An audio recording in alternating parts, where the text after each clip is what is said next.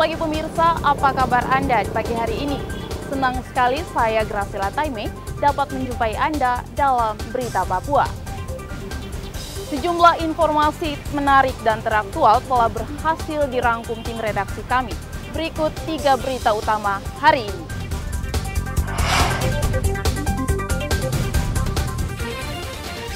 Tiga pembunuh aktivis perempuan diringkus Satgas Damai Kartens.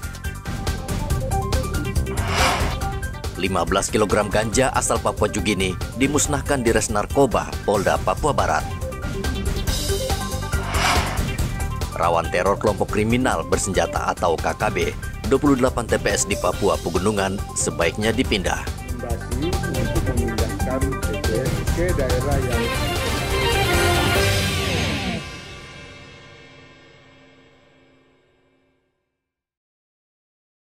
Satuan Tugas Penegakan Hukum Operasi Damai Kartens menangkap 3 pelaku pembunuhan terhadap aktivis perempuan Michelle Kurisidoga.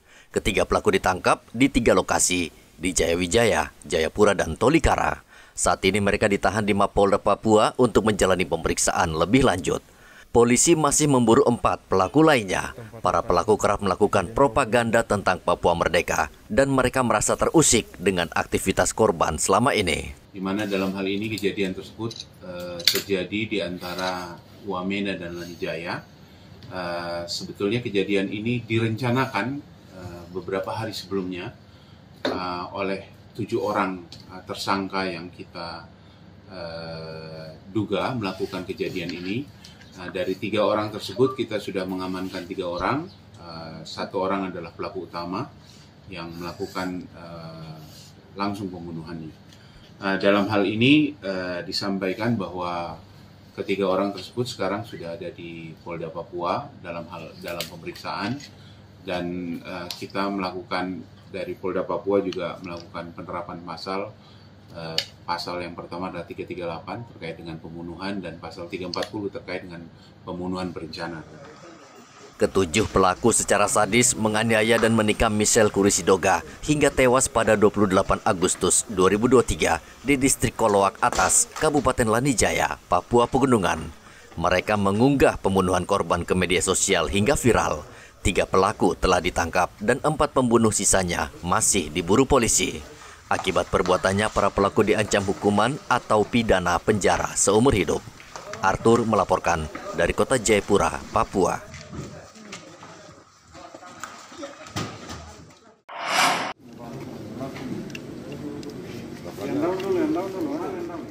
Direktorat Reserse Narkoba Polda Papua Barat memusnahkan ganja seberat 15 kg yang merupakan barang bukti yang disita dari 2 tersangka. Pemusnahan dipimpin Direktorat Narkoba Polda Papua Barat Kombes Indra Napitupulo bersama Kejaksaan Tinggi Papua Barat. Ganja ini disita dari 2 tersangka yang ditangkap tim operasional saat sedang memecah ganja dalam bentuk paket. Ganja tersebut rencananya akan dijual di Manokwari. Kedua tersangka mengaku hanya sebagai kurir dan tim operasional saat ini tengah mengejar pemilik barang terlarang ini.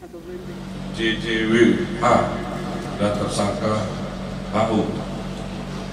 Dan saat penangkapan, kedua terlapor ditemukan sedang menggunting-gunting daun ganja tersebut di paketing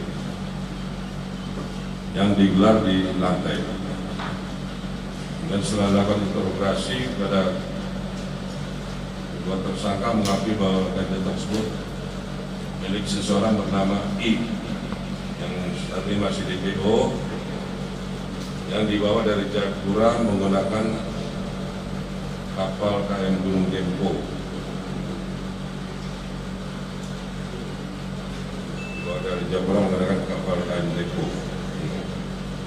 Setelah tiba di Pelabuhan Manokwari, kemudian dipikul oleh tersangka JJH ini, lalu dibawa ke kamar kosnya, lalu dilakukan pemaketan ganja tersebut. Kedua tersangka kini masih ditahan di Polda Papua Barat. Mereka diancam Undang-Undang Narkotika dengan ancaman hukuman di atas 5 tahun penjara. Kasus ini merupakan yang terbesar yang ditangani Polda Papua Barat selama tahun 2023. Edi melaporkan dari Manokwari, Papua Barat.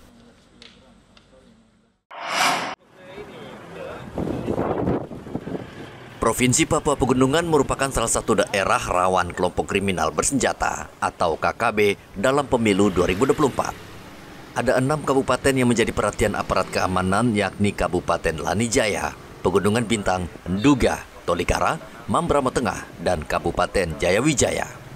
Kapolda Papua Irjen Matius Fakiri meminta bupati setempat untuk mengajukan pemindahan tempat pemungutan suara atau TPS ke lokasi yang aman agar mempermudah aparat memantau proses pemungutan suara. Untuk meminta rekomendasi untuk memindahkan TPS ke daerah yang aman. Daerah aman ini kan bisa, mungkin distrik yang terdekat atau kampung terdekat aman digeser ke sana. Ini mempunyai keuntungan ganda, yang pasti kan berarti petugasnya bisa terlindungi. Terus pelaksanaan kan memudahkan kita aparat untuk mengontrol. Yang tadinya mungkin kita pencar dia banyak, dengan kita kumpul yang harusnya tadi menjadi 16 contohnya, kan bisa cukup kita kasih 8 orang untuk mengawasi beberapa TPS yang sudah kita gabungkan. Nah ini tinggal kita lihat nanti nih, KPU bisa nanti berkoordinasi, karena Kapolres kan kita minta untuk nanti berkoordinasi dengan masing-masing kepala daerah untuk meminta memindahkan TPS, karena memang ada aturannya seperti itu. Nah tentunya dari pihak keamanan kami akan menyarankan sehingga memudahkan kita untuk melakukan pengawasan. Itu menguntungkan untuk semua pihak, bukan untuk petugas saja. Nah di sisi lain kita kan ini realistis, masyarakat itu kan pasti sedang mengungsi, ngapain kita memaksakan ke sana? Supaya tadi pelaksanaan pemilu ini betul-betul dia terlaksana sebagaimana yang harusnya.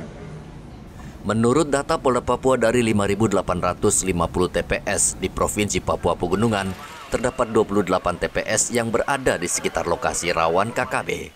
Kapolda juga meminta agar penggunaan sistem noken di wilayah Papua Pegunungan dikurangi, karena sistem tersebut dapat memicu konflik yang bisa menimbulkan korban jiwa. Hendra melaporkan dari Jayawijaya, Papua Pegunungan. Pemkab Merauke memberikan ultimatum kepada aparatur sipil negara yang mendukung atau menjadi caleg agar segera mundur dari jabatannya di lingkup Pemkab Merauke. Wakil Bupati Merauke Ridwan mengatakan ada satu pegawai negeri sipil atau PNS Dinas Tanaman Pangan Merauke yang mencalonkan diri sebagai bakal calon legislatif sehingga wajib mundur dari jabatannya.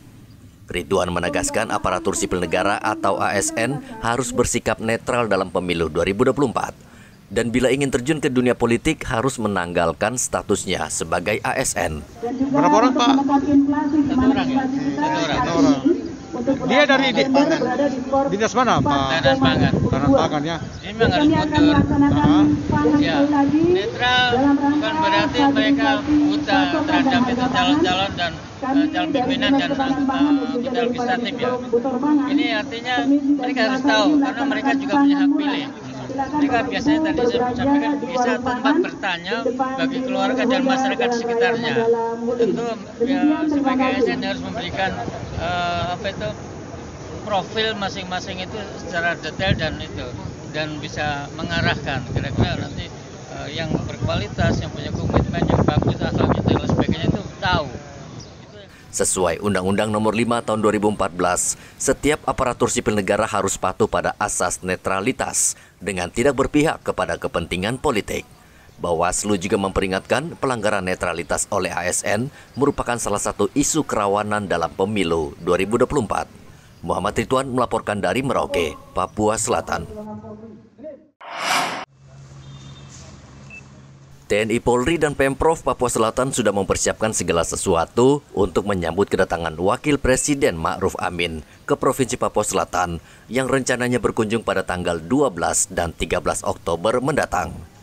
Kapolres Merauke AKBP Sandi Sultan mengatakan pengamanan Wapres selama di Papua Selatan berada di bawah komando TNI. Wapres rencananya akan berkunjung ke Kampung Salor di Distrik Kurik, Merauke untuk melakukan peletakan batu pertama pembangunan kantor Gubernur Provinsi Papua Selatan. Peletakan batu pertama pembangunan kantor Gubernur di Salor, ya itu. Yang nanti pelaksanaannya mungkin meningkat waktu di Merauke saja kegiatan tersebut. Nah, terkait dengan kegiatan beliau Pak Wakil Presiden ini di Kabupaten Merauke, ini Pak Kapolda akan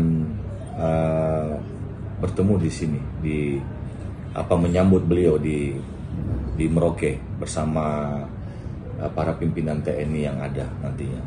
Gitu. Selama ini Wakil Presiden belum pernah mendengar secara langsung seperti apa yang dibicarakan mengenai HAM yang selama ini sering menjadi pemberitaan, menjadi isu yang sedemikian hangat baik di nasional ataupun internasional. Maka Wakil Presiden juga akan melakukan dialog dengan tokoh-tokoh aktivis HAM di Papua. Itu salah satu kegiatan yang ada di Jayapura. Kapolda Papua bersama Pangdam Cendrawasih akan tiba di Merauke terlebih dulu untuk memantau persiapan, termasuk akan memberikan arahan terkait pengamanan. Senin tadi malam, Wapres Ma'ruf Amin tiba di Bandara Sentani, Jayapura. Setelah Jayapura, Wapres akan mengunjungi Wamena dan ke Merauke. Muhammad Ridwan melaporkan dari Merauke, Papua Selatan.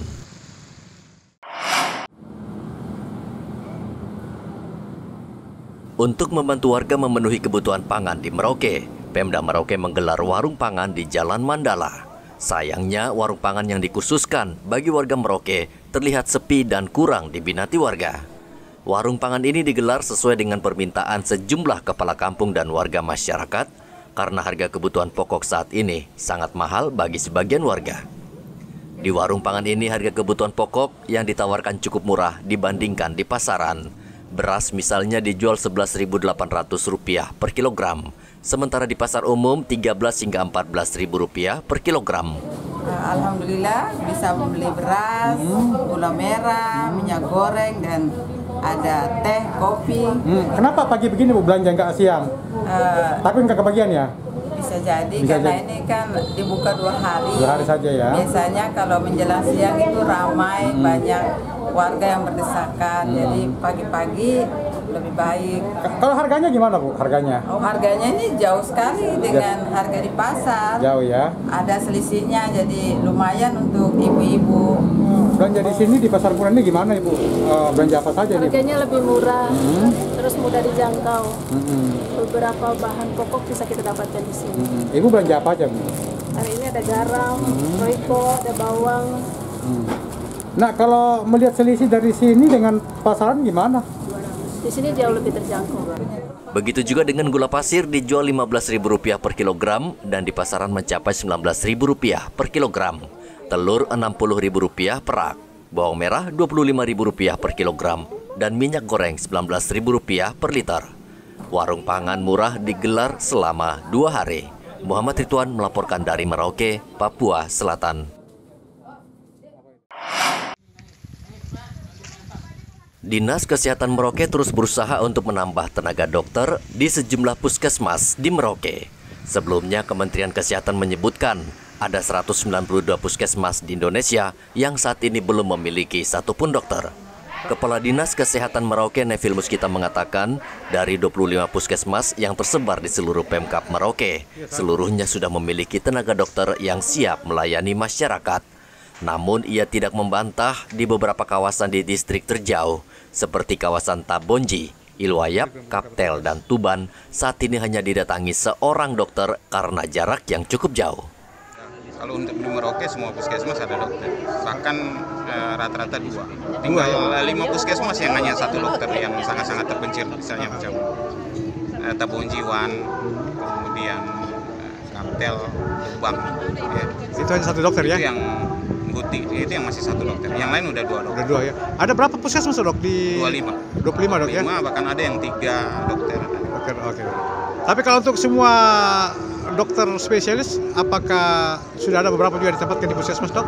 Nah, kalau rumah sakit dokter spesialisnya sudah 37 lebih sampai termasuk konsultan ada 5 atau 6. Nevil Muskita juga meminta warga mewaspadai penularan virus Nipah yang akhir-akhir ini menimbulkan kekhawatiran warga. Belum ada laporan terkait, tetapi kan sudah ada beberapa kasus yang kita laporkan di Indonesia, sehingga kita harus tetap waspada. Ya. Kewaspadaan itu harus ditunjukkan dengan surveillance penyakit ya. semakin ketat itu. Kemudian promosi kesehatan kepada masyarakat agar menerapkan langkah-langkah untuk pencegahan penularan penyakit tersebut serta perubahan perilaku hidup sehat kan. Dia mengatakan virus Nipah ditularkan dari binatang seperti kelelawar dan ciri-ciri penderita yang terjangkit tidak berbeda jauh dengan virus COVID. Ia meminta warga Merauke hidup sehat dan menjaga lingkungan. Muhammad Ridwan melaporkan dari Merauke, Papua Selatan.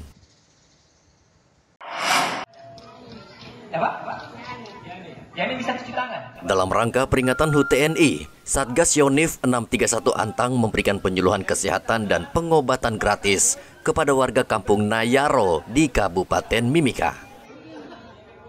Selain pengobatan, warga di daerah ini juga mendapatkan vitamin untuk meningkatkan daya tahan tubuh. Anak-anak hingga orang dewasa datang dengan berbagai keluhan penyakit dan berharap mereka bisa berobat tanpa dipungut biaya.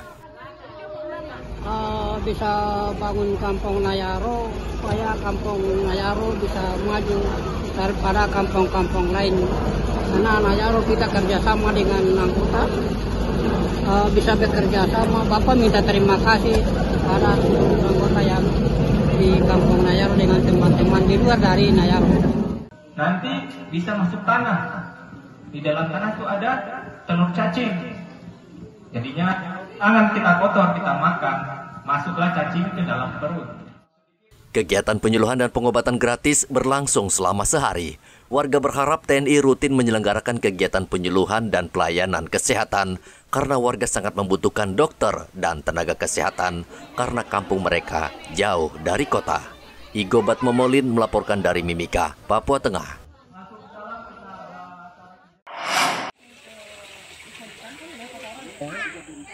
Warga kampung Klamono, distrik Klasafet, Kabupaten Sorong, Papua Barat Daya, membuat terobosan untuk meningkatkan taraf perekonomian mereka. Mereka membudidayakan lele kolam air tawar dalam bentuk badan usaha milik kampung atau BUMKAM. Sejak berdiri, usaha budidaya lele kolam air tawar ini sudah 4 kali panen dan hasilnya dipasarkan di sekitar wilayah Klamono.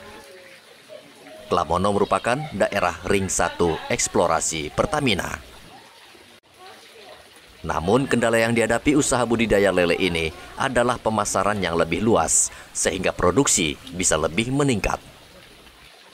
Bahwa ikan ini sudah berjalan sudah 4 kali. 4 kali panen? 4 kali panen. 1, 2, 3 dan sekarang yang keempat. Kendala kami sekarang yang di keempat ini masalah pemasaran. Pemasaran ini. Saya sudah kemarin lobby untuk pasar pemasaran, ternyata di pasaran juga kebanjiran ikan lele. Makanya saya diajak untuk masuk dalam asosiasi pembudidayaan ikan lele. Cuma sementara ini saya belum ada kelengkapan untuk ke situ, makanya saya harus bekerjasama dengan pihak pemerintahan distrik. Sementara ini ketua kepala kampung sebagai PLT. Beliau akan saya bicarakan untuk ke depannya bagaimana untuk kita gabung dengan asosiasi. Terobosan yang dilakukan warga Klamono bisa menjadi contoh untuk memperkuat UMKM di tingkat yang paling bawah. Pemerintah daerah dan pihak terkait bisa ikut membantu memberikan pendampingan khususnya di pemasaran agar produk bisa terjual dan bersaing sehingga usaha bisa berkembang dan maju. Topan melaporkan dari Sorong, Papua Barat Daya.